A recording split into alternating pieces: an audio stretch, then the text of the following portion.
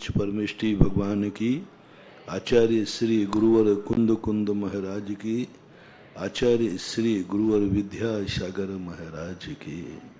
मंदिर तो कभी भी किसी भी काल में बन जाएंगे, बनते रहे, लेकिन इन मंदिरों को समझने वाले लोग बहुत दुर्लभ है। धर्म धर्मात्मा के बिना नहीं टिकता, न धर्मो धार्मिक कई बिना, धर्म धर्मात्मा के बिना नहीं टिकेगा। ये तीर्थ आदि धर्म हैं और श्रमण के संस्थान में पढ़ने वाले बच्चे धर्मात्मा हैं जो इसको धारण करेंगे। बहुत प्रशंसा करता हूं मैं, और श्रेष्ठी वर्ग को हम बहुत उपदेश देते हैं, दान के लिए प्रेरणा करते हैं। तो आप लोग देते भी हैं, लेकिन आप लोगों को कहीं ऐसा विकल्प ना आ जाए कि महाराज तो प्रशंसा कर रहे हैं। ऐसा कभी होता है क्या? हुआ आज के भौतिक युग में, आज के एक चकाचौंध में, आज के एक अंग्रेजी इंग्लिश के युग में कौन व्यक्ति धर्म की किताबें पढ़ेगा? कौन संस्कृत प्राकृत पढ़ेगा? कौन पढ़ने वाला है? महाराज जी तो यूं कह रहे हैं, ऐसा कभी होता है क्या? तो मैं उन सबको विश्वास दिलाना चाह रहा हूं इस प्रैक्टिकल के माध्यम से कि आप लोगों ने एक कमरा बनाया है और संस्थान के लिए 2 समय के भोजन की व्यवस्था की। उसके बदले में आपके एक कमरे में और 2 टाइम की रोटी खाने में इन बच्चों ने क्या प्राप्त किया, वो आज संस्कृत के लेक्चर सुनने से आप समझ जाओ। कि आपने जो सांगानेर में बच्चों को गोद लिया है, सांगानेर के बच्चों को आप अध्यापन करा रहे हैं अपनी तरफ से, उसकी उपलब्धि देखो, उसकी उपलब्धि देखो कितनी बड़ी है, कितना बड़ा लाभ है। आज संस्कृत में बच्चा बोल रहा है, संस्कृत के अंदर अपना लेक्चर दे रहा है। आज तो हिंदी में नहीं बोलना मुश्किल है। एक बारात में सारे दानी लोग सुने, एक बारात में 1 लाख लोगों को भोजन कराया तुमने। 1 लाख लोगों को, रिश्तेदारों को भोजन कराया तुमने। 1 लाख लोगों के समाज का भोजन कराया तुमने।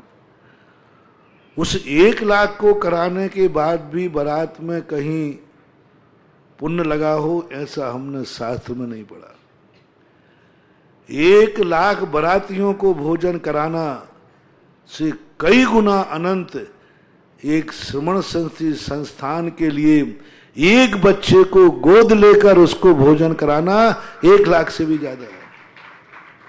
1 लाख। मैंने कहा ना, इतने तीर्थों का पुण्य और संस्थान के बनाने का पुण्य, संस्थान का पुण्य भारी है। इसी प्रकार तुम कितना भी किसी को खिलाओ,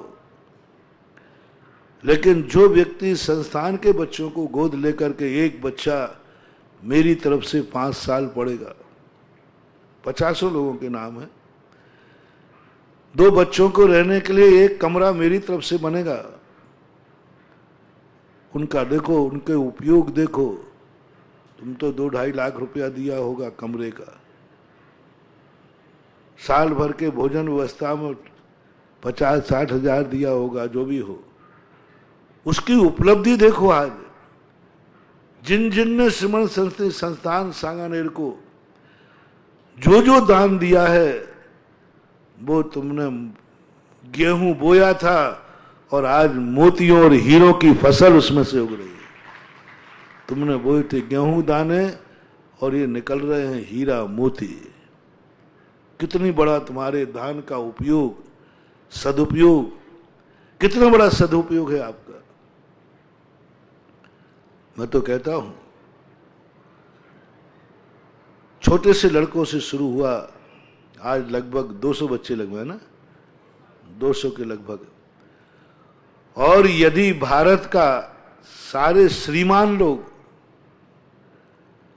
आवास की और 2 टाइम की भोजन की व्यवस्था का जुम्मा ले लें, तो मैं वो भावना देख रहा हूं, वो समाज की योग्यता देख रहा हूं। एक दिन श्रमण संस्कृति संस्थान के बच्चे हजारों की तादाद में होंगे, क्योंकि हर साल हमें सैकड़ों बच्चों में से 40-50 लेना पड़ता है। जगह का अभाव है, व्यवस्थाओं का अभाव है।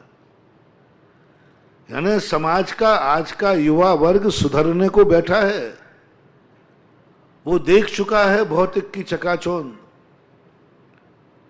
लुट रहा है।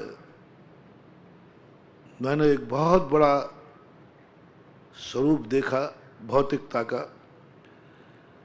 पहले लोग रविवार होता था, होली दिवाली आती थी, नया वर्ष आता था, तो मंदिर वाले और तीर्थ क्षेत्र वाले सब फ्री रहते थे। आज कोई नहीं आएगा क्योंकि 1 जनवरी है, सब घूमने गए होंगे। आज कोई नहीं आएगा, सब होली का दिन है, सब होली खेल रहे होंगे, कहीं घूमने गए होंगे। कोई नहीं आएगा, दिवाली है, कोई नहीं आएगा क्योंकि आज घूमने गए होंगे। ये सब हवा थी। 30 क्षेत्र 1 जनवरी 31 जनवरी छुट्टी के दिन, त्योहार के दिन क्षेत्र बिल्कुल खाली मिलते थे, मेरे सामने, मेरे देखे देखे। और आज इतना उल्टा हो रहा है कि लोग थक के आ रहे हैं, लौट के आ रहे हैं। उन्होंने 1 जनवरी होटलों में मना के देख ली, उन्होंने 1 जनवरी गार्डनों में मना के देख ली, उन्होंने 1 जनवरी शिमला में बना के देख ली। कुछ नहीं, लुट के आते हैं, बुराई लेके आते हैं, बुरे होकर आते हैं। जन्म के दिन मनाने गए थे होटल में, मनाने गए थे किसी गार्डन में, बुरे भाव लेके आए, बुरे लेके आए। धन भी गया, आचरण भी गया, मन भी बिगड़ा, वचन भी बिगड़ा, काया भी बिगड़ी, सब कुछ बिगड़ गए। और अंत में घर आए तो माँ बाप ने कहा, बेटा मुंह से गंध आ रही है, शराब पी के तो नहीं आया? क्योंकि जन्मदिन मनाने कहाँ गया था? किसी गार्डन होटल में। माँ बाप भी दुखी, जन्म के दिन शराब पी ली, अमंगल, स्वयं बर्बाद हो गया। पैसे से भी पूरी साल भर बर्बाद हो गई, अब शगुन हो गया। साथ में घर आए तो माँ बाप को दुखी, बेटा घूम के लौट के आया, दुख हो गया, गंध आ रही बेटा तेरे मुंह से, तू गुटखा खा के आया, सिगरेट पी के आया, और ये क्या हो रहा, तेरे पैर लड़खड़ा रहे, नाली में गिर गया। ओहो, माँ बाप कहते हैं जन्मदिन का ऐसे स्थान पे गया कि जो शक्ति थी, जो पवित्रता थी, वो भी नाश हो गई। घर वाले दुखी हो गए, सब दुखी हो रहे। और अब आदत पड़ गई, एक दिन आदत, बुराई एक दिन जीवन में आ जाए, 100 दिन निकाल में लग जाएंगे। बुराई आएगी एक दिन में और निकालने बैठो तो 100 दिन में भी निकल जाए तो बलिहारी। अब वो आदत और पड़ गई, जिंदगी बिगड़ गई। ये सब लोगों ने देखा, भौतिकता का चकाचौंध, भौतिकता का आकर्षण व्यक्ति को बर्बाद कर रहा है। अब लोग, मैं देख रहा हूं 10-20 साल से बहुत तेजी से परिवर्तन आ रहा है, बहुत तेजी से। 1 जनवरी 31 दिसंबर को क्षेत्र खाली मिलते थे, आज सारे क्षेत्र 31 जनवरी 1 जनवरी होली त्योहार आदि में हाउसफुल मिलते, सब मिलते। बोले बोले आज छुट्टी का दिन है, आज होली है, आज दिवाली है, आज सब हाउसफुल मिलते, क्योंकि लोग ठोकर खा के लौट रहे। और अब वो समझ रहे हैं कि हमारा बेटा जन्मदिन पर तीर्थ यात्रा पर गया था, गुरु के पास गया था, मंदिर गया था, तो वहां जाकर के उसने पुण्यात्मा को देखा, पुण्यात्माओं को सुना, गुरु की वाणी सुनी, वहां से लौट के आया है, माथे पर तिलक है, लौट के आया है, जितनी बुराइयां थी वो बुराइयां खत्म हो गई, अच्छा होके आया। और जो कभी मंदिर नहीं जाता था, गुरु के पास गया, आज अभिषेक का लोटा उठाने का नियम ले आया। 10 लाख क्षण पर्व का जो शिविर है वो दिन दूना रात चौगुना बढ़ रहा है। हर साल सैकड़ों बच्चे बढ़ते हैं। दुनिया में लोग कहते हैं कि बूढ़े लोग धर्म करते हैं, बूढ़े लोग मंदिरों में मिलते हैं, बूढ़े लोग माला फेरते मिलते हैं, बूढ़े लोग एकादशी उपवास करते मिलते हैं। लेकिन मैंने देखा इस बार श्रावक संस्कार शिविर में बूढ़े कम थे, जवान ज्यादा थे। इतनी खुशी हुई। हर साल मैं पहले देखता था बूढ़े बूढ़े आते थे, जवान 1-2। इस बार 3000 में से मां 200-250 बूढ़े थे, बाकी सब जवान ही जवान। मैंने पूछा एक दिन, बच्चों से भी पूछा, मैंने कि तुम्हारे ऐसे भाव कैसे हो गए? उनके माता पिताओं से पूछा, मैंने तुमने अपने बच्चे को यहां भेजने का मन क्यों बनाया? बोले महाराज, शिविर में जाने वाले जब लौट के आते हैं, हम खोटा सिक्का भेजते हैं और 10 दिन बाद हमें चोखा सिक्का मिलता है। हम भेजते हैं शिविर में शराबी को, जुआड़ी को, गजेड़े को, भंगेड़े को, गाली देने वाले को, मंदिर का मुंह नहीं देखने वाले को, ऐसे बच्चे भेजते हैं हम आपके शिविर में। और जब भी पूनम को लौट के आते हैं, घर आते हैं, तो माँ बाप के पैर छूते हुए पाए जाते हैं। जो मेरी बात ही नहीं सुने उठ के पैर छू रहा है। और गुटखा तमाकू तो छोड़ो महाराज, सुपारी भी नहीं खा रहा है। भगवान के दर्शन तो छोड़ो, नहाकर धोती दुपट्टा पहन के कह रहा है, जब तक अभिषेक नहीं करूंगा मैं भोजन नहीं करूंगा। ये परिवर्तन कैसे आ गया? हमने तो शराब की बोतल उठते ही पीता था और अभिषेक का लोटा उठा रहा है। जब उपलब्धि होती है किसी को तो लोग उससे आकर्षित होते हैं।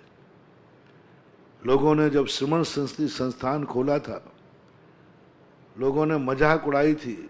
बहुत बड़े बड़े लोग थे जयपुर में। कौन पढ़ेगा आज के इंग्लिश के युग में, अंग्रेजी के युग में? देखें महाराज खोल रहे हैं, पैसा बर्बाद कर देंगे।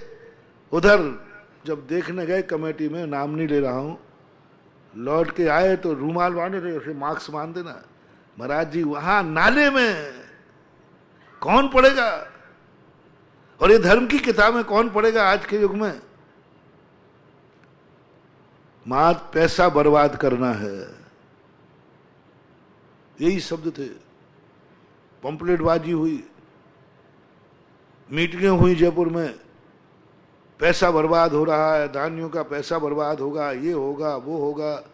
कुछ नहीं, आज के युग में कौन पढ़ने वाला है? बाप ही नहीं पढ़ रहे हैं तो बेटा क्या पढ़ेगा? कौन पढ़ने जाएगा? क्या होगा? व्यर्थ में मल्लिंग बना रहे हैं खूब। लेकिन मैं थोड़ा रिक्सी आदमी हूं, रिक्स ले लेता हूं।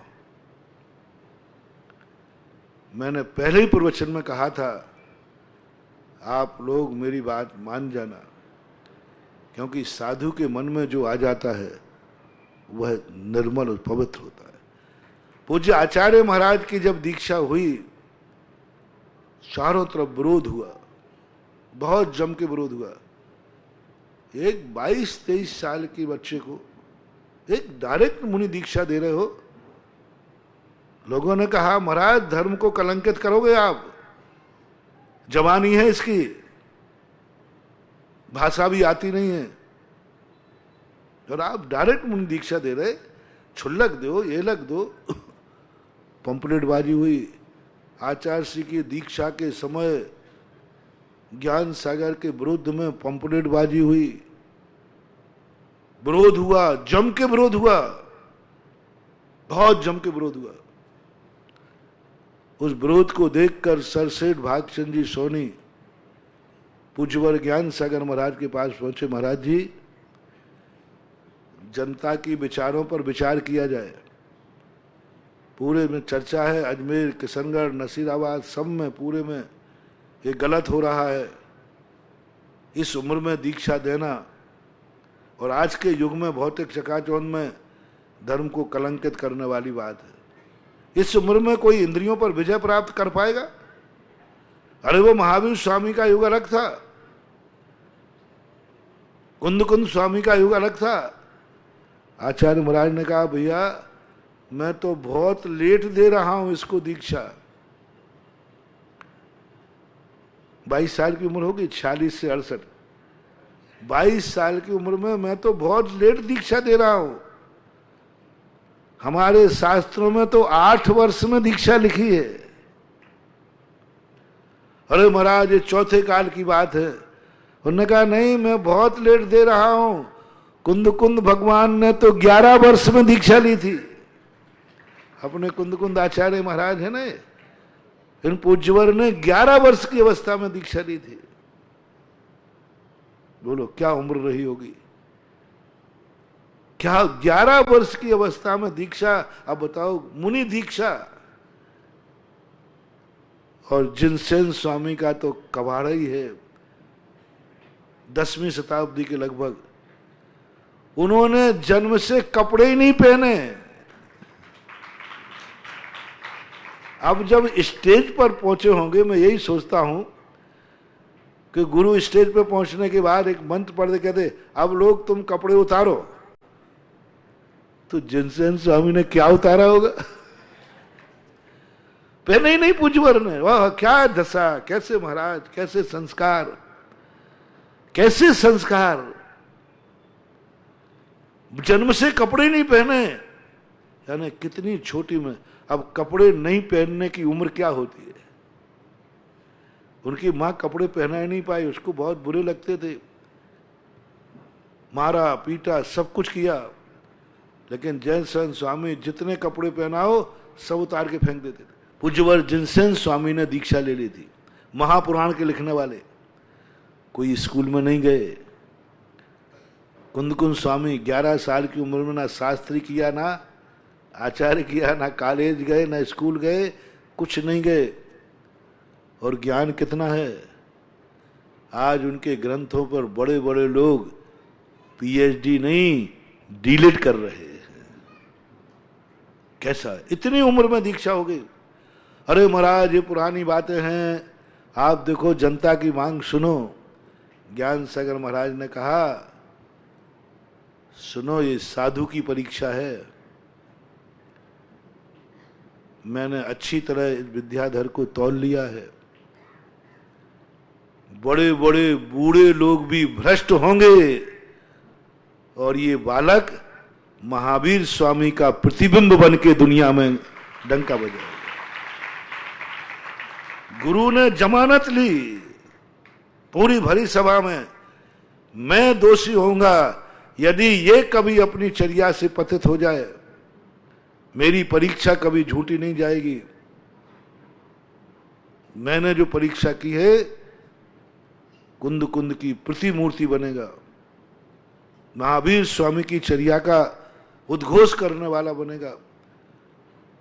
आप देखना, बड़े बड़े बूढ़े साधु भ्रष्ट होंगे, लेकिन जिसकी परीक्षा मैंने कर ली है वह गड़बड़ नहीं होगा।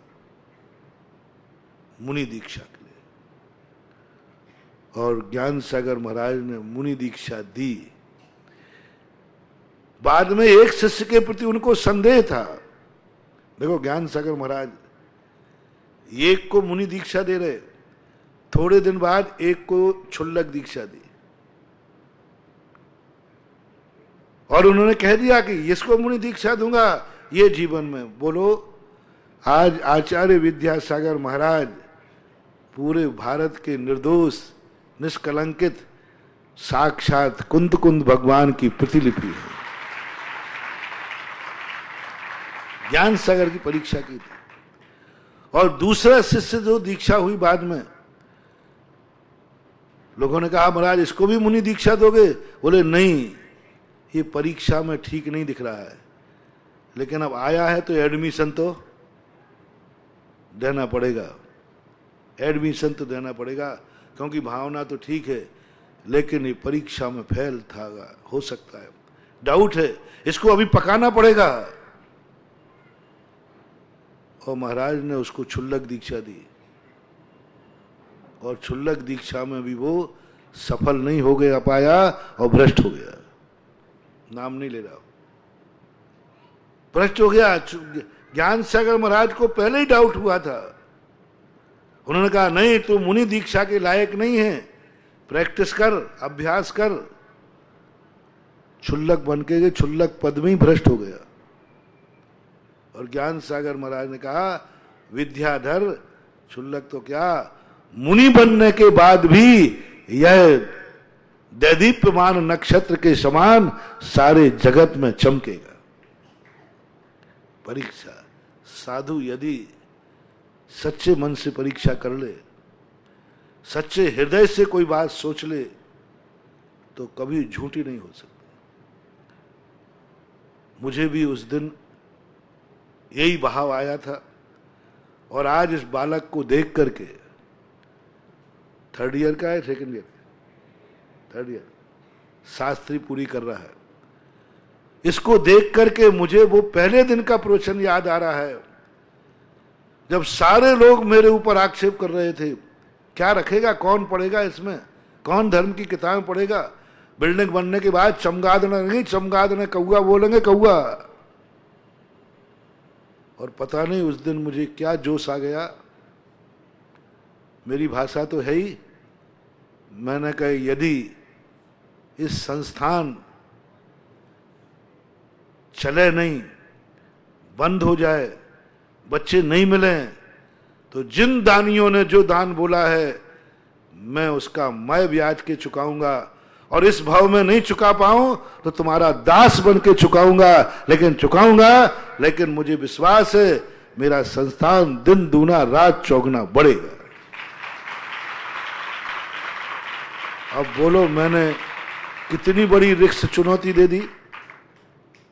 और उस समय का वातावरण, फलाना विद्यालय बंद हो गया, पुराने विद्यालय क्या हाल है, शादबाद महाविद्यालय, जितने अपने विद्यालय है ना बहुत सारे, जो सब बंद हो गए चलते चलते, अब नया खोल रहे, आप देख लो सब बंद हो गए, सब ऑक्सीजन सिलेंडर पे थोड़े बहुत चल भी रहे हैं, तो सब वेंटिलेटर पे चल रहे हैं। सभी उदाहरण दिए, महाराज आप सोचो ये हो रहा है, देखो यहाँ का बंद हो गया, यहाँ का बंद हो गया, आपके बुंदेलखंड में कितने थे, सब खूब जम के कहा। पर पता नहीं मुझे कौन सी भवितव्यता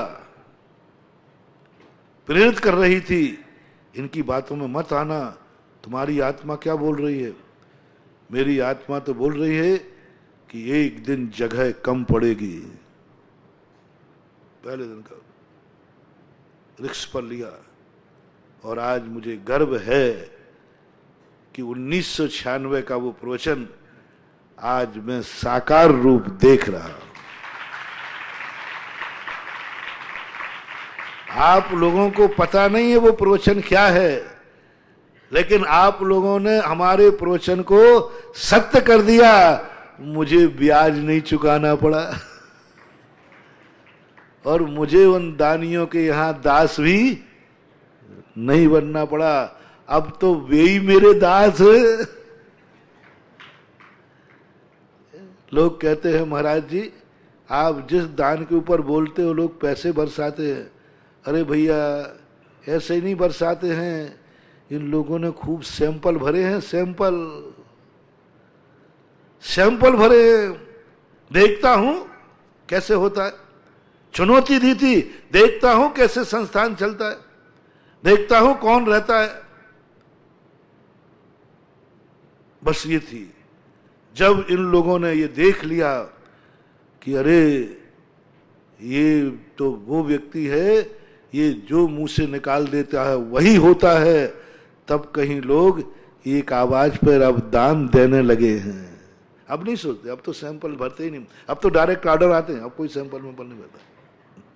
सैंपल तो 94, 95, 96 तक 4-5 साल राजस्थान वालों खूब मेरे सैंपल भरे, खूब परीक्षा ली। अब तो सैंपल मैंपल भरने वाले आते ही नहीं, अब तो डायरेक्ट ऑर्डर आते हैं। अब तो महाराज ऑर्डर दो, आदेश दो। क्यों? सामने देख रहे हैं, देख लीजिए आज आपके सामने संस्कृत में उपदेश दिया। बोलना बहुत बड़ी चीज होती है। हिंदी लोग भूल जाते हैं, संस्कृत की तो बोलना। और कुंद कुंद भगवान संस्कृत में जो इन्होंने बोला, मैं सार बता देता हूं। सबसे पहले इन्होंने, बच्चे ने बोला कि कुंद कुंद भगवान के समय अध्यात्म ज्योति अस्त हो रही थी। उस समय इनके लिए भाव आया कि अध्यात्म ज्योति जगाना है, और अध्यात्म ज्योति जगाने के लिए इन्होंने अष्टपाहुड़, प्रवचन सार, पंचास्तिकाय, समय सार आदि ग्रंथ रचे। उनमें यह जो मैं बात कर रहा हूं समय सार ग्रंथ है, और समय का अर्थ 3 तरीके से बताया। पहला समय, समय यानी आत्मा, सार आत्मा का सार। दूसरा संस्कृत के अनुसार बताया कि सम उपसर्ग पूर्वक आय धातु से, आय गतौ गमन के अर्थ में, यानी जो अच्छी तरह से गमन कराता है, अच्छी तरह से जो ज्ञान कराता है, जो सत्स्वरूप का ज्ञान कराता है, वह समय सार है। तीसरा तरीका बताया था समास के अनुसार, समयस्य सारः, समय का जो सार है यानी आत्मा का जो सार है वह समय सार है। ऐसा देखो 3 व्युत्पत्ति बताई एक साथ समय सार की। ये समय सार में ये 3 व्युत्पत्ति नहीं आई है, न पूज्यवर जयसेन स्वामी ने लिया है, न पूज्यवर अमृत सूरी ने लिया है। ये 3 व्युत्पत्ति हमारे संस्थान के बालक ने ये 3 व्युत्पत्ति दी। एक व्युत्पत्ति तो की है समय यानी आत्मा का, लेकिन 2 व्युत्पत्ति और अपने तरफ से बना करके इन्होंने प्रस्तुत किए। हालांकि यह 2 व्युत्पत्ति, एक सहजानंद बर्णी ने सप्त सरंगी कोई समय सार है लिखा है गुरु हिंदी में, उसमें उन्होंने व्युत्पत्ति दी है, लेकिन तीसरी व्युत्पत्ति सहजानंद बर्णी में ने भी नहीं दी। समयस्य सारा इति समय सारा। कौन सा समास है? षष्ठी तत्पुरुष समास का अंतर दिया है। और इस समय सार की बात को, और इस समय सार का मूल सार क्या है कि अपने आप को राग द्वेष से बचाओ, राग द्वेष से बचाओ। और राग द्वेष ही इस मूल संसार के कारण है जो आत्मा को बिगाड़ रहा है, बंद कर रहा है, वो यह राग द्वेष ही है। और रागवादी परिणाम इसमें मुख्य है। यानी जो इन्होंने संस्कृत में बोला उसका मैं हिंदी बता रहा हूं कि राग ही मुख्य है। रत्तो बंददि कम्मम मुंचति जीवो विराग संपन्नो एसो जनो विदेशो तम्मा कम्मेसु मारज्य। इसकी इन्होंने व्याख्यान किया एक एक शब्द से कि राग ही बंद का कारण है और विराग बंद से रहते हैं। अब विरागी जीव के लिए बंद नहीं होता, क्योंकि विरागी जीव के पड़े हुए पूर्व में सत्ता के कर्म निर्भोज्य है, और उदय में भी आ जाए तो वीतरागी होने से बंधक नहीं है। दूसरी बात जो सबसे बड़ी बात कही कि कारण में कार्य का उपचार करके शुभोपयोग को भी हे कहा, शुभोपयोग को भी हे कहा, अशुभोपयोग को भी हे कहा। दोनों उपयोग हे हैं, लेकिन मार्मिक बात थी हे हैं, लेकिन किनके लिए? शुद्ध उपयोगी मुनिराज के लिए। शुद्ध उपयोगी मुनिराज के लिए दोनों हे हैं, लेकिन ग्रस्त अवस्थायाम अशुपयोग सर्वथास्तु हेया, और शुभ उपयोग उपादेय। शुभोपयोग उपादेय है ग्रस्त अवस्था में। ग्रस्त अवस्था के लिए शुभोपयोग ही उपादेय है, ही शब्द लगाया। इसलिए कारण में कार्य का उपचार करके यदि शुभोपयोग शब्द को हे कहते हैं तो वहां मुनिराज की दशा समझना। और मुनिराज में भी कौन? जो शुद्ध उपयोगी महाराज हैं, उनके लिए कहा। क्या शुभोपयोग में अटके हो? ग्रस्त के लिए नहीं कहा। आजकल जो स्वच्छंदवाद वाले लोग हैं वे शुभोपयोग को हे कह करके अशुभोपयोग के समान। अरे ठीक है, मैं तो यहां तक कहता हूं, मैं अपनी तरफ से बात कह रहा हूं, ठीक है, शुभ उपयोग अशुभ उपयोग के समान है, मान लिया ना? मान लो। अपन तो आजकल सब चीज मानने लगे, जो तुम कह रहे हो वही सही है। चलो, शुभ उपयोग अशुभ उपयोग के समान है, पक्का? पुण्य पाप के समान है, पक्का?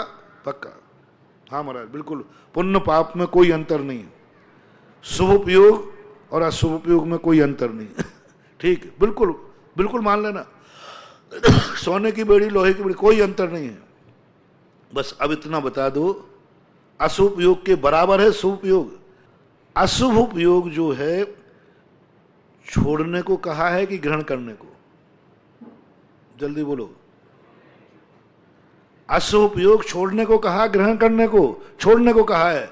तो जब शुभ उपयोग अशुभ उपयोग के समान है तो शुभ उपयोग छोड़ दिया तो अशुभ उपयोग जिसके समान है उस मूल को तो छोड़ो। शुभ उपयोग किसके समान हो गया? तो मूल क्या हुआ? अशुभ उपयोग। तो अशुभ उपयोग को यदि तुम छोड़ते हो फिर शुभ उपयोग को छोड़ने में कोई बाधा नहीं है। शुभ उपयोग तो छोड़ रहे हो, जो अशुभ उपयोग के समान है इसलिए छोड़ रहे हो, और जो अशुभ उपयोग स्वयं है उसको नहीं छोड़ रहे। उसको नहीं छोड़ रहे हो। ये कितनी बड़ी भूल है। उन्हीं से तीर के उन्हीं का निशाना। चलो मान लिया पुण्य पाप एक है, पुण्य को क्यों छोड़ दिया? क्योंकि वो पाप के समान। शुभ क्रियाएं क्यों छोड़ दी? क्योंकि ये पाप के कारण है। तो अब मैं पूछ रहा हूं, अशुभ उपयोग क्यों नहीं छोड़ रहे हो? वो तो पाप ही है। शुभ उपयोग तो कम से कम पाप के समान है और अशुभ उपयोग तो पाप ही है। शुभ उपयोग से तो फल पाप रूप है, शुभ उपयोग पाप रूप नहीं है। लेकिन अशुभ उपयोग तो स्वयं पाप रूप है, उसका फल भी पाप रूप है। वो कहते हैं शुभ उपयोग, कारण में कार्य का उपचार कैसे घटाते वो लोग, कि शुभ उपयोग से पुण्य का बंध होता है और पुण्य संसार में रुलाने वाला है, इसलिए शुभ उपयोग पाप रूप है, संसार रूप है। ठीक है, अशुभ उपयोग तो स्वयं ही पाप है और इसका फल भी पाप रूप है। तो दो पाप किसमें गए? अशुभ उपयोग में। और एक पाप किसमें गया? शुभ उपयोग में। तो पहले कौन सा छोड़ने योग्य है? अशुभ उपयोग। इसलिए ग्रस्त के लिए सर्वथा हे वस्तु है अशुभ उपयोग, और शुभ उपयोग उपादेय वस्तु है। शुभ उपयोग को ही लक्ष्य करना चाहिए ग्रस्त को, शुभ उपयोग ही उसके लिए लक्ष्यभूत होना चाहिए। ग्रस्त अवस्था में चौथी कक्षा वाले को पांचवी कक्षा में जाना, पांचवी कक्षा के विषय को पढ़ना का जरूरी है कि अभी चौथी में पास होना जरूरी है। पांचवी में पहुंचने की चिंता करे कि चौथी में पास होने की चिंता करे। चौथी कक्षा के पेपर देने में व्यक्ति पांचवी कक्षा में पहुंचता है या चौथी में पास होता है? जल्दी बोलो। चौथी कक्षा का पेपर दिया तो पांचवी में पहुंचने के लिए या चौथी में पास होने के लिए? चौथी में पास होने के लिए। पांचवी में तो जाना नहीं जाना तुम्हारी मर्जी है, चौथी कक्षा में पास होना है तो ग्रस्त को पहले अपने शुभ उपयोग में पास होना है। शुद्ध उपयोग में जाना है वो बात की बात है, पहले शुभ उपयोग में पास तो हो जा। फिर तेरी मर्जी पड़े तो शुद्ध उपयोग में एडमिशन लेना, नहीं पड़े तो कम से कम अपनी क्लास में पास तो हो जाना चाहिए। ऐसा यह आपके लिए एक संस्कृत भाषा में एक 15 मिनट का एक सैंपल दिया था कि संस्थान में ये बच्चे आगे जाकर के हमारे देश के लिए, हमारे धर्म के लिए, मूल ग्रंथों को, अर्थ को लगाने के लिए, आप लोगों से भी मेरा कहना है मूल से पढ़ो। हिंदी असमियों की है, हिंदी में बहुत खतरनाक है, बहुत खतरनाक है। मूल पढ़ो जो आचार्यों ने लिखा है। पर्याय ट्रांसलन होने से अर्थ बदल जाता है। आ जाने बकरा, आ जाने धान, हिंदी के 2 अर्थ हो गए ना। मूल पढ़ो, मूल पढ़ो। जब भी लगाओ मूल से लगाना ग्रंथ, जो आचार्यों ने जिस भाषा में लिखा है, ठीक है, वहां कोई समझ में नहीं आए तो हिंदी में देख लेना, हिंदी से पढ़ना नहीं। कहीं ऊपर अटक जाओ तो हिंदी में देख लेना। पढ़ाई तो किसमें करना? मूल संस्कृत से ही पढ़ो। संस्कृत में अतिशय है, प्राकृत में अतिशय है। जो भाषा आचार्यों ने लिखी है, मैं कहता हूं ना, भक्तांबर पाठ संस्कृत में अतिशय है, हिंदी में नहीं। हिंदी में अतिशय नहीं है। अर्थ तो महाराज समझ में आ रहा है, हिंदी में अर्थ में चमत्कार नहीं है। नमोकार मंत्र के अर्थ में चमत्कार नहीं है, नमोकार मंत्र की श्रद्धा में चमत्कार है। यदि अपन कहते हैं नमो रिहंताणम नमो सिद्धाणम, इसका जाप किया तो ये जाप होगा कि नहीं होगा? होगा। अब हिंदी में जाप करूं, अरहंतों को नमस्कार हो, सिद्धों को नमस्कार हो, आचार्यों को नमस्कार हो, उपाध्यायों को नमस्कार हो, लोक में सब साधुओं को नमस्कार हो, ये जाप में आ जाएगा? मंत्र नहीं बन रहा है। आज तक दुनिया में हिंदी का मंत्र बताओ कौन सा है? हिंदी का मंत्र तुम्हें मिला कहीं? हिंदी के मंत्र से नहीं होने वाला। मूल आचार्यों ने, गलत पढ़ो, गलत पढ़ो। कुछ शब्दों में अभी पूर्णता परिपक्वता नहीं थी, लेकिन बहुत प्रशंसनीय था। कुछ शब्दों के अंदर जो संस्कृत भाषा के भी शब्द नहीं, वो भी शब्द इसमें आ गए थे, लेकिन ठीक है। लेकिन मूल पढ़ो, गलती पढ़ो, कैसे ही पढ़ो। मेरा तो मन किया था कि जैसे कई स्कूलों में हिंदी बोलना वर्जित है,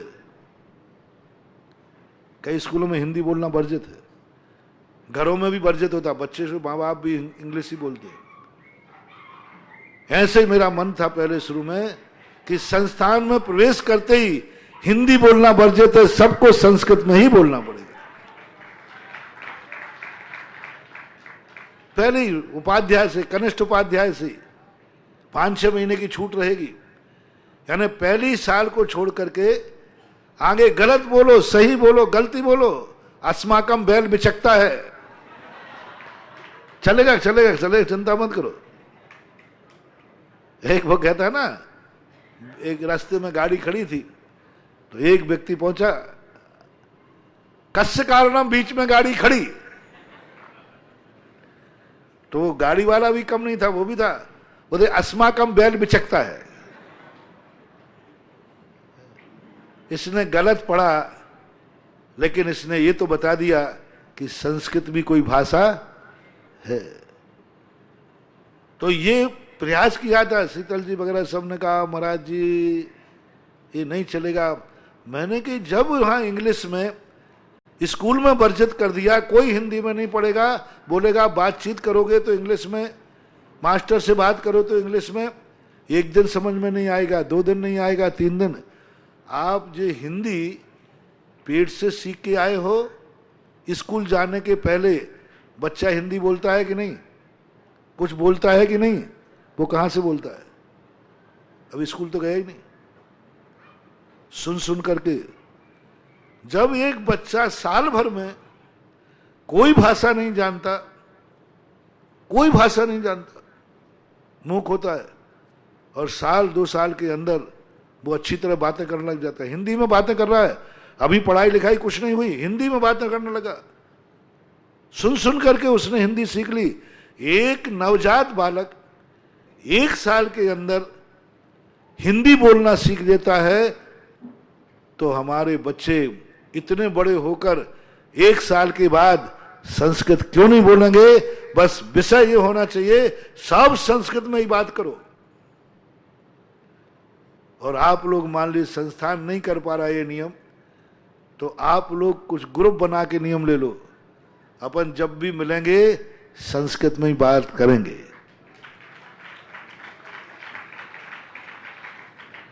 फर्स्ट ईयर सेकेंड ईयर वालों से मेरा कहना है नियम कर लो, बस ऐसे ही बोलना, कोई बात नहीं।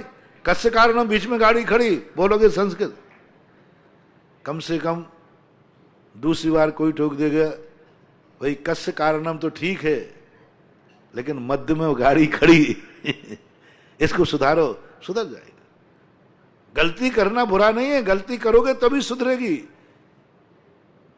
यदि आप ग्रुप बना ले कि मैं नियम लेता हूं, मैं किसी से बात करूंगा तो संस्कृत में करूंगा, मान लो सामने वाला कोई माँ बाप है, परिवार है, कोई भी है, कोई बात नहीं, लेकिन अपने दोस्त जो बराबरी के पढ़ने वाले हैं, मान लीजिए मैनेजमेंट नहीं जानता, परिवार के माँ बाप नहीं जानते, कभी बाहर गए हो, मान लो अब खिड़की में से टिकट लेना है, अब वहां संस्कृत में तो वो ठीक है, वहां बोल लेना। कम से कम तुम जो दोस्त हो, चलो और सस्ता करता हूं, सरल करता हूं, तुम जो एक कमरे में रहते हो, वे दोनों, 2 रहते 3 रहते, 2 बच्चे नियम ले लें कि अपन दोनों जब भी बात करेंगे संस्कृत में करेंगे, 6 महीने के अंदर तुम प्रकांड विद्वान बन जाओगे।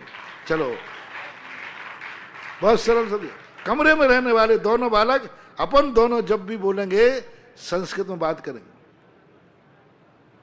और पूरी क्लास वाले ले ले, मैं तो कि अपन जिस क्लास में, मान लो फर्स्ट ईयर वाले हैं, सेकंड ईयर वाले हैं, थर्ड ईयर वाले, अपने क्लास में ले लो कि मेरे जो सेकंड ईयर वाले हैं, फर्स्ट ईयर वाले हैं, अपन जब एक दूसरे को मिलेंगे तो संस्कृत में वार्तालाप करेंगे। तीसरा आ जाएगा तो हिंदी में शुरू कर देना, लेकिन आपसी में, जैसे 2 दक्षिण के लोग मिलते ना, हमारे आचार्य श्री जैसे हम लोग बैठे हिंदी में करते करते कोई दक्षिण वाला आ जाए, जैसे योग सागर जी, नियम सागर, समय सागर जी वगैरह, हम लोगों की बात देखें तो हिंदी में, उधर पता नहीं कट्टे कट्टे करने लग जाते थे। ऐसे ही तुम करना, जब तुम्हारी क्लास का विद्यार्थी आए संस्कृत और कोई दूसरा आ जाए तो हिंदी। देखो यदि ये संस्कार तुमने ले लिए तो तुम्हारी सारी चीजें, जो मेरी भावनाएं थीं, वो भावनाएं उठेंगी नहीं, आकाश में ध्वजा फहराएगी कि सुमन संस्थान है। अब इसी वक्तव्य की श्रृंखला में हम अपने दैनिक प्रवचनों को जोड़ते हुए आगे बढ़ते हैं। अभी दैनिक श्रृंखला के प्रवचन चल रहे हैं नकारात्मक ऊर्जा और सकारात्मक ऊर्जा का। एक वस्तु हमें सकारात्मक ऊर्जा नहीं दे पा रही है, दूसरे को दे रही है। उसी मूर्ति से एक व्यक्ति ठीक हो रहा है, एक नहीं हो रहा है। उसी आशीर्वाद से एक ठीक हो रहा है, एक नहीं हो रहा है। उसी दवाई से एक बच रहा है, एक नहीं बच रहा है। उसी पढ़ाने वाले से एक मेरिट लिस्ट में आया, एक फेल हो गया। कमी किसमें है? पढ़ाने वाले में। पढ़ाने वाले ने पूरी क्लास को एक साथ पढ़ाया है, लेकिन सबके एक समान नंबर क्यों नहीं आए? पढ़ाने वाले में गलती है कि पढ़ने वाले में? अब खोजना है अपन को। टीचर एक पढ़ाने वाला था और लेकिन नंबर सबके अलग अलग आए, कमी कहाँ रही? मंदिर एक ही था, वहीं मैंने भी दर्शन किए, इसने किए। ये कह रहा है मुझे तो लाभ हो गया, वो कहता मुझे तो कोई लाभ नहीं हुआ। अंदर कहाँ है? भगवान तो एक ही था। यदि खोटा था तो किसी को लाभ नहीं होना चाहिए थी। उसको लाभ हुआ बता रहा है, इसका अर्थ भगवान की गलती नहीं। मैंने भी शांति धारा की, इसने की। ये कह रहा मुझे तो लाभ हो गया, एक कह रहा मुझे तो लाभ नहीं हुआ। शांति धारा तो एक साथ सबकी पड़ी गई कि नहीं? एक साथ वही शांति धारा पड़ी गई, वही शांति धारा सबके लिए पड़ी गई। 2 ही नमोकार मंत्र की माला मैंने फेरी, वही इसने फेरी। उन्हीं महाराज का आशीर्वाद इसने लिया, मैंने लिया। सब कुछ तो एक है। अब गलती कहां है? गलती कहां है? गलती पकड़ो, गलती पकड़ो। कहां से हमें सकारात्मक ऊर्जा मिलती है? संसार की हर वस्तु हमें सकारात्मक ऊर्जा देने के लिए है। मैंने एक दिन अभी 5-7 दिन पहले प्रवचन दिया था, संसार की एक भी वस्तु ऐसी नहीं है जो नकारात्मक ऊर्जा देती हो। कोई वस्तु नहीं, कोई वस्तु नकारात्मक ऊर्जा नहीं देती। हर वस्तु दुनिया में उपकार के लिए है, कोई ना कोई उपकार के लिए। आज तक कभी माचिस की काड़ी आग लगाने के लिए नहीं बनाई गई। माचिस की काड़ी बनाते समय क्या भाव था? दीप जलाना, दिवाली मनाना। कोई दुनिया में चीज नहीं बनाई। सांप के अंदर जहर आया था, प्रकृति ने सांप को जहर दिया, उपकार के लिए कि अपकार के लिए? सांप के लिए उपकार है, चाहता है सांप। जहर बुरा तुम्हारे लिए होगा। सांप से पूछो कि ये जहर तुम्हारे लिए ठीक है कि नहीं, बोलो सांप का क्या जवाब होगा? वो कहता अरे साहब जहर मुझे बचा रहा है। अपन लोग कह रहा है जहर मार रहा है। जिसकी संपत्ति है उससे पूछो, तुम कौन होते हो कि जहर मारक है? तुम कौन होते हो कि जहर को हे कहने वाले? जहर तुम्हारा है क्या? जहर किसने उत्पन्न किया? जहर का मालिक कौन है? सांप। तो मालिक की तरफ देखा जाए कि तुम्हारी तरफ देखा जाए? मालिक को क्या है ये? सांप को वो जहर उपकारी है कि अपकारी? बात खत्म हो गई। जो मालिक है उसका उपकार कर रहा है सांप। अब दुनिया कह रही नहीं मेरे लिए तो अपकारी है, तो तुम्हारी संपत्ति नहीं है। तुम्हारी संपत्ति नहीं, सांप के लिए जहर बनाया उपकार के लिए। दाल में फूल के कांटों में कांटा है, उपकार के लिए। तुम कह रहे कांटा चुभ गया बेकार है। फूल से पूछो, कांटे को अपन को चुभ गया क्योंकि अपन तोड़ने वाले हैं। फूल से पूछो ये तुझे कांटे कैसे लगते हैं, तो वो कहेंगे यही मेरी सुरक्षा है। अब उसके लिए उपकारी है। आप संसार में ऐसी कौन सी वस्तु है जो अपकारी है? एक का नाम बताओ, एक का नाम बता दो। कोई भी चीज का बता दो, एक भी वस्तु बता दो जो किसी ना किसी को उपकार नहीं करती हो, जो सबके लिए हितकारी है। कोई भी हितकारी नहीं बनना चाहिए। ध्यान में आए तो पर्ची भेज देना। सबके लिए होना चाहिए, ध्यान रखना। कोई भी व्यक्ति उसे अच्छा नहीं मानेगा। आप कहो ये घास फूस वगैरह जो है, ऐसे पेड़ जो किसी काम के नहीं है, प्रकृति कहती है मैंने ऐसे इसलिए बनाए हैं कि इन्हीं की बदौलत कुछ हरियाली बची रहेगी, नहीं तो तुम सब काट के खा जाओगे। यदि सब चीजें उपयोगी बन जाएं तो अपन लोग सब काट लेंगे।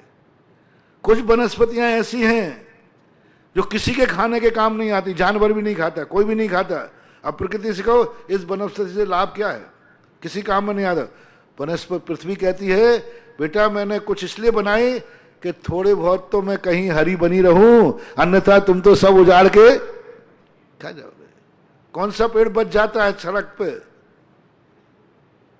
अपन चौराहे सड़कों पे जाते ना तो वो लगते ना पीले फूल, कनेर कनेर, वो क्यों बचा है? हरियाली क्यों दिख रही है? क्योंकि उसको कोई खाता नहीं। यानी वो प्रकृति ने अपने स्वयं की हरियाली कायम करने के लिए ऐसी वस्तुएं स्वयं निर्माण की। कुछ नहीं, पॉजिटिव सोच, पॉजिटिव सोच लाओ। यदि तुम्हें सकारात्मक ऊर्जा चाहिए, इतनी सकारात्मक ऊर्जा पाओगे, बस आपको अपनी दृष्टि बदल दो। आप अपनी दृष्टि, हर व्यक्ति को देखो सकारात्मक ऊर्जा से, पुण्य का भंडार भरेगा, अपरंपार भंडार भरेगा। बस आपको ये सोचना है दुनिया में कोई भी वस्तु नकारात्मक ऊर्जा नहीं देती, कोई भी वस्तु गलत नहीं होती, कोई भी वस्तु गलत नहीं। यदि गलत है दुनिया में तो कौन है? कल के प्रवचन याद रखो। पहला निर्णय क्या करो, दुनिया में देखो सकारात्मक ऊर्जा दे रहा हूं, सिद्धि बता रहा हूं, जो शक्तियां तुम्हारे पास नहीं है वे शक्तियां आ जाएंगी, जो समर्थ तुम्हारे पास नहीं वो समर्थ आ जाएगा। बस तुम्हारे लिए एक शब्द, जो दुनिया में एक निर्णय करो, मन से, वचन से, काय से, आज के बाद मैं नियम लेता हूं, दुनिया में कोई भी वस्तु नकारात्मक नहीं है, कोई भी वस्तु अहित के लिए नहीं है, कोई भी वस्तु नहीं। लेकिन गुरु का आदेश है, मुझे बुरी वस्तु लाओ। और तुमने नियम क्या ले लिया है, मैं संसार में किसी वस्तु को बुरा नहीं मानूंगा, कोई भी वस्तु बुरा नहीं मानूंगा, कोई वस्तु बुरी है ही नहीं, अपना नियम है। नियम ले लो, पहले पक्का नियम करो, आज के बाद मैं किसी भी वस्तु को नकारात्मक दृष्टि से नहीं देखूंगा या अहित की दृष्टि से नहीं देखूंगा। मेरे लिए अहित हो सकती है लेकिन दूसरे के लिए हो सकता है हितकारी हो।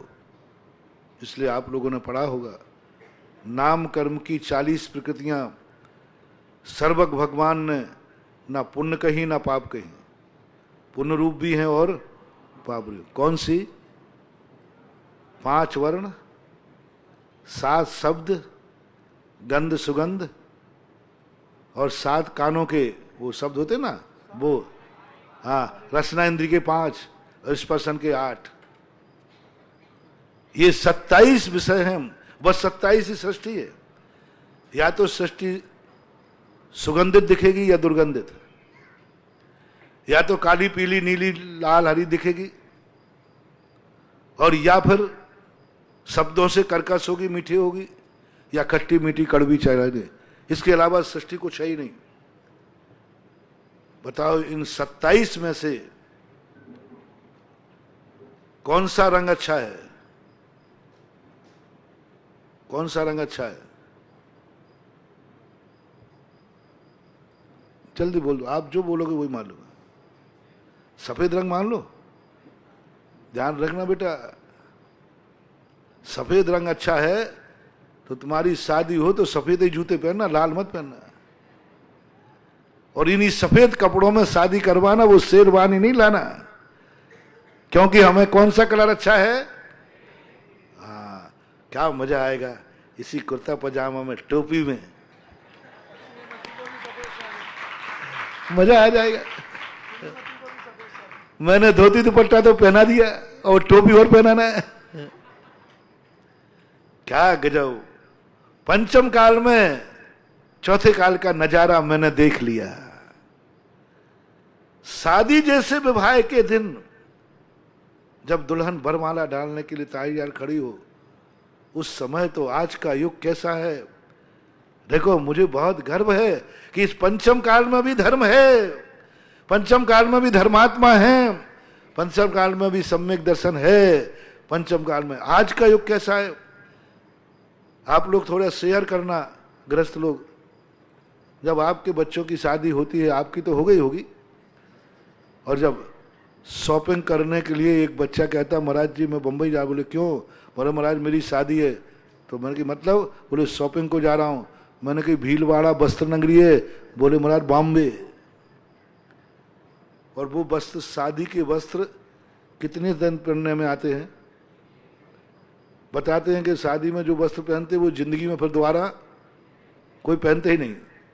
एक दिन के लिए, ओनली एक दिन के लिए वो शॉपिंग करने बॉम्बे गया, और पूरे साल भर के वस्त्रों से सबसे महंगा वस्त्र कौन सा होता है? वो शादी के वस्त्र होते, सबसे महंगे। बॉम्बे गया एक दिन के लिए। अरे महाराज जी आप नहीं समझते हो, मैंने क्यों हीरो बनना चाहता हूं? अरे महाराज जी पहली बार हमें दुल्हन देखेगी, बाद में तो भूत चलेगा, अभी तो थोड़ा हीरो चाहिए। जिंदगी में जितना श्रृंगार पहले दिन होता है, इतना श्रृंगार एक दूसरे को शायद जिंदगी में नहीं करते होंगे। थोड़ा मुझे शेयर करो, सही कह रहा हूं ना? शादी के दिन दोनों एक दूसरे को जितना ब्यूटी दिखना चाहते हैं सुंदर, फिर क्या जिंदगी में कभी तुम लोग एक दूसरे को इतने सुंदर दिखना चाहते हो? अरे फिर तो महाराज हम लोग सब भूतनाथ हैं और ये भूतनी है। और उस दिन के लिए ऐसी साइकोलॉजी हो। शादी का श्रृंगार प्रसिद्ध है, श्रृंगार करने वालों को बुलाया जाता है, हजारों रुपया देते हैं। शादी का श्रृंगार करने के लिए हजारों रुपया देते हैं। ब्यूटी पार्लर जाते हैं। ऐसा युग आ गया हो, ओह गजब, गर्व से कहता हूं मैं, ऐसा युग आया हो और ऐसे युग में वरमाला के समय धोती दुपट्टा पहनकर खड़ा हो जाए, आहा, क्या है इससे बड़ा और क्या चाहिए? चौथा काल, जहां दुनिया श्रृंगार के लिए हजारों रुपया खर्च करती है, वहीं पर हमारा बालक, हमारे छात्रावास के बालक, गुरुओं की संगति में आने वाले बालक, गुरु का भक्त, देखो साधु की संगति से देखो चमत्कार क्या हुआ। साधु की संगति से वस्त्र भली नहीं उतरवा पाए, हम दिगंबर नहीं बना पाए, लेकिन शेरवानी के स्थान पर धोती दुपट्टा आ गया। ये कम चमत्कार है क्या? कम चमत्कार है क्या? आत्मा ऐसी प्रसन्न होती है, इस दिन पहन लिया, अरे सारी जिंदगी भर धोती दुपट्टा पहन सकता है, लेकिन शादी के दिन, शादी के दिन 90% लोग भगवान का अभिषेक पूजन नहीं करते। 90 क्या, 99% ले लो तो कोई बड़ी बात। आज का युग है, महाराज साल भर कर लूंगा, शादी के दिन मैं धोती दुपट्टा पहनूंगा। ससुराल वाले सब वहां खड़े हैं, सब बाराती वहां खड़े हैं, सारे रिश्तेदार वहां खड़े, और आप धोती दुपट्टा पहना रहे हो, पूजन अभिषेक करा रहे हो, कल कर लूंगा, परसों कर लूंगा। और देखो क्या चमत्कार, कम से कम 100 से ऊपर लोग हो चुके हैं जो शादी के दिन दोनों पक्ष बैठे, दुल्हन पास बैठी और धोती दुपट्टा पहनकर भगवान का अभिषेक कर रहा है, पूजन कर रहा है, हवन कर रहा है, और धोती दुपट्टा में वरमाला स्वीकार कर रहा है। और नारी भी, महिला भी केसरिया साड़ी, शादी की साड़ी तो दुनिया कर्जा करके लेती है, लेकिन केसरिया साड़ी, और वो भी, और गजब देखो, सारी दुनिया शादी के बाद ऐसे स्थानों पर जाती है जहां पाप का भाव और बढ़े, वासना और बढ़े, परिणाम और बिगड़े। 99% लोग शादी के बाद ऐसे स्थान पर जाना पसंद करते हैं जहां राग भाव और बढ़े, पाप भाव और बढ़े, वासना भाव और बढ़े, ऐसे स्थानों पर जाते हैं। ऐसे युग में शादी के बाद लोग तो शादी के पहले ही ब्रह्मचर्य व्रत नहीं रख पा रहे हैं, और साधु की संगति में आने वाले बेटे शादी के बाद 7 दिन का ब्रह्मचर्य व्रत लेकर तीर्थ क्षेत्र की वंदना कर रहे हैं। क्या चमत्कार, महानुभाव, बहुत बड़ी बात है। मुनि जिंदगी भर ब्रह्मचर्य व्रत रखता है, कोई बड़ी बात नहीं है, क्योंकि वो त्याग चुका है, क्योंकि वो त्याग चुका है, आग से दूर हो गया है। लेकिन शादी के बाद जवानी में और 7 दिन तक का ब्रह्मचर्य पर लेकर वो भी तीर्थ क्षेत्र पर जाना, मैं कहता हूं ये त्याग, ये तपस्या एक मुनि के ब्रह्मचर्य व्रत से अधिक ही है। मुनि तो त्यागी है भैया, त्याग चुका है, आग से दूर आ गया है, संकल्प ले लिया है, लेकिन इसके सामने तो पति पत्नी बन के आए हैं, दोनों एक दूसरे के प्रति रागान्वित हैं, आग भी पास है। मुनि महाराज के पास तो आग नहीं है ना, क्योंकि त्याग दिया, उसके पास तो आग साथ में है। उसके बावजूद भी जब वो आकर के सुनाते हैं, महाराज इतने पवित्र भाव रहे, 7 दिन तक संयम धारण करते शादी के बाद। और आज का युग कैसा है भैया बताओ? शादी के पहले क्या वो प्री वेटिंग होती ना, प्री वेटिंग शूट कुछ ऐसा वो बोलते उसको। कितना अनर्थ हो रहा है, शादी के पहले ही हो जाते हैं सब गड़बड़। और साधु की संगति में आने वाले बेटा बिटिया देखो, शादी के बाद भी दोनों आग हैं, लेकिन फिर भी बीतरागी हैं और दोनों संयम ले रहे हैं। और गंदे स्थान पर नहीं गए जहां पर परिणाम बिगड़ते हैं। कहां गए? जहां परिणाम संभलते हैं। ये है। तो यदि अपनी सच्ची आवाज है, सच्चा परिणाम है, सच्ची श्रद्धा है, तो ऐसी बात नहीं है कि पंचम काल में धर्म करने वाले नहीं, धर्म की आवाज तो लगाओ, कोई ना कोई ग्राहक आएगा। मैंने सोचा था ये आवाज मैं लगाऊंगा, आज कोई हमारे बच्चे सुनेंगे, हमारे संस्थान के बच्चे ही नहीं मानेंगे, दुनिया क्या मानेगी? हमारे संस्थान के बच्चे, जिन्हें मैं कहता हूं ये बच्चे मेरे हैं, मैं गुरु बाबू, तो भी मुझे विश्वास नहीं है कि तुम मेरी बात मान लोगे कि संस्थान का हर बच्चा साधु बने या नहीं बने, लेकिन विवाह करेगा तो चक्रवर्ती विवाह करेगा।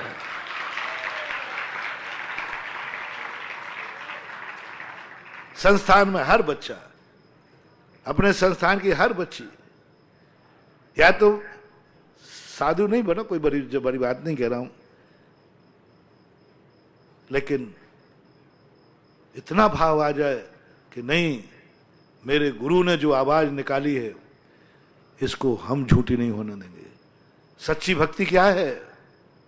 गुरु की जयकार नहीं, गुरु का नमोस्तु नहीं। सच्ची भक्ति है कि मैं गुरु के मुख से निकली हुई बात को झूठा नहीं होने दूंगा। कौन पालेगा? महाराज ने कह दिया चक्र, कौन पालेगा? यदि तुम सच्चे रूप में, सही में, झूठ मत बोलना भैया, सही सही में पितृतुल बोलते हो कि ऊपर ऊपर से ऊंसे ऊंसे? गड़बड़ मत करना, सही बोलना, सही बोलते हो। यदि तुम सही बोलते हो तो मैं ये भावना करूं कि संस्थान का जो भी बालक होगा या तो साधु बनेगा, और साधु नहीं बनेगा तो शादी करेगा तो चक्रवर्ती विवाह करेगा, धोती दुपट्टा में करेगा और मंदिर में भगवान के सामने करेगा। यदि ये हो गया ना तो इस संस्थान को देवता पूजने आएंगे। देवता भी कहेंगे कि मुझे भी एडमिशन दो इस संस्थान में, जहां राग की आग बनी हो, और उसके बाद भी कह रहा है चक्रवर्ती विवाह करूंगा, संयम धारण करूंगा। पहले ही शादी करने के बाद अपवित्र स्थान पर नहीं, पावन स्थान पर जाऊंगा, मंगलाचरण नहीं बिगाड़ूंगा। शुरुआत कहां से करूंगा? पाप के स्थान से नहीं, धर्म के स्थान से। पाप से शुरुआत नहीं करूंगा, धर्म से शुरुआत करूंगा। असंयम से शुरुआत नहीं होगी, किससे होगी? संयम से शुरुआत। बाद में तुम असंयमी रहोगे, लेकिन शुरुआत किससे की? बाद में तुमने ब्रह्मचर्य व्रत नहीं लिया, लेकिन शुरुआत किससे की तुमने? बोल दो ना जल्दी। First impression is last impression. बीच में होने दो ना लैला मजनू की कहानी। First impression, last impression. मेरा दावा है कि जिसने 7 दिन पहले दिन संयम के साथ व्यतीत किए हैं, उसका जब मौत आएगी तो उसका मरण भी संयम के साथ होगा। इस भाव भी सुधरा और अगला भाव भी सुधर जाएगा, क्योंकि first impression is last impression. जब पहले अपन ने संयम से शुरुआत की है, बीच में ठीक है नहीं कर पाया संयम, नहीं ले पाया संयम, ठीक है, लेकिन मंगलाचरण तो कम से कम अच्छा हुआ। और यदि तुमने शादी के बाद 7 दिन तीर्थ क्षेत्र में बिताए, तो यह भी विश्वास है कि आखिरी दिन जब मरोगे तो किसी तीर्थ क्षेत्र पर ही मरोगे, तीर्थ क्षेत्र में मरोगे। तो इस प्रकार की ये स्थितियां, तो अपन सकारात्मक और नकारात्मक ऊर्जा पर जा रहे थे। अपना विचार करना है हर वस्तु को। आज का निर्णय क्या हुआ? पहला नियम करना है कि संसार में कोई भी वस्तु, जल्दी बोलो, संसार में कोई भी वस्तु बुरी नहीं है। बस सकारात्मक ऊर्जा।